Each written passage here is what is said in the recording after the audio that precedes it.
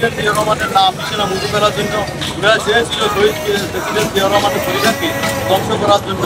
আমি মনে করি ওনারা যে কাজ করেছেন ওনারা সফল অন্যায়।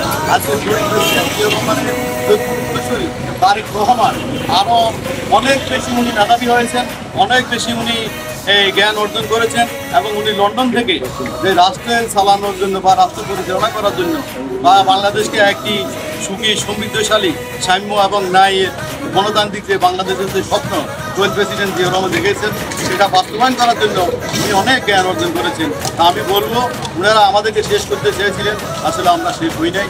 আমরা ইনশাআল্লাহ ফিনিক্স পাখির মতো এখনও আমরা টিকে আছি, কিন্তু যারা আমাদেরকে নিঃশেষ করতে চেয়েছিল তারা 5 আগস্ট পালিয়ে গিয়েছেন।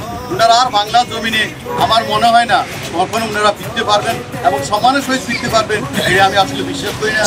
এবং রাষ্ট্রবিজ্ঞান এটা কখনো বলে না কোনো পতিত স্বৈরাচার যদি পালিয়ে যায় সে আর কখনো ওই দেশে আছে সে প্রতিষ্ঠিত হতে পারে না। আমি আপনাদেরকে বলবো আপনারা ঐক্যবদ্ধ থাকবেন। পথ পদ্ধতি এটা হলে একটা নাম রাখা, আপনার ভিতরে যদি অ্যাক্টিভিটি থাকে, আপনি যদি কর্মটা হন, আপনার যদি মানুষের সুসংগঠিত করার যদি আপনার জ্ঞান থাকে, আপনি যদি মানুষকে বোঝানোর মতো যদি আপনার তাত্ত্বিক জ্ঞান থাকে, তাহলে আপনি নেতা চেয়ে বড় নেতা করতে পারবেন। আপনি দেখবেন অনেক নেতা অনেক কমিউনিটির লোক থেকে দেখা গেছে সমাজে এমনও ব্যক্তি আছে যিনি অত্যন্ত মানুষের প্রতি হৃদ্রতাপূর্ণ সৌহার্দ্যপূর্ণ সম্পর্ক রাখে, মানুষের বিপদে আসে আপদে পাশে দাঁড়ায়, তার একটা জনপ্রিয়তা থাকে। হয়তো বা উনি পদ প্রতিমি নেন না আর কি, কিন্তু এখানে পদ প্রতিমি নেওয়ার মতো অনেক যোগ্য লোক আছে। এই পলাহারি বিএনপির এই অঞ্চল ঘাঁটি ছিল, এখানে ভোটার ভাইয়ের মতো লোক, দিনসুখ ভাইয়ের মতো লোক ওনারা বিএনপি করেছেন। আপনারা শুনলে অবাক হবেন, ওনারা 1981 সালে আমাদের এই নেতা যিনি বাংলাদেশের জাতীয়তাবাদী দলের স্থপতি শহীদ প্রেসিডেন্ট জিয়া রহমানের সাথে ওনারা সার্কিট হাউসে মাত্র 11 জন নেতা ছাত্র নেতা দেখা করেছেন। এর মধ্যে আমাদের এই পলাহারি দিলীপ ভাই হোসেন ভাই ছিলেন। আমি ভাই দিদি আত্মার মাত্রার কামনা করছি এবং হোসেন ভাই অসুস্থ, আপনারা ওনার জন্য দোয়া করবেন, ওনার সুস্থতা কামনা করছি।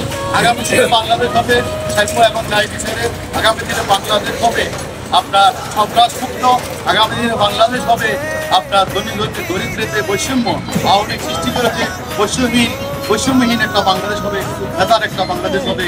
এই আশায় প্রত্যাশা রেখে আমি আপনাদের সকলে সুস্বাস্থ্য এবং মঙ্গল কামনা করে আমার আলোচনা এখানে শেষ করছি। আল্লাহ হাফেজ, বাংলাদেশ জিন্দাবাদ।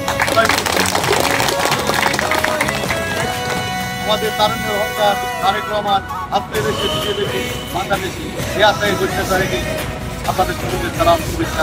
আসসালামু আলাইকুম ওয়া রাহমাতুল্লাহ।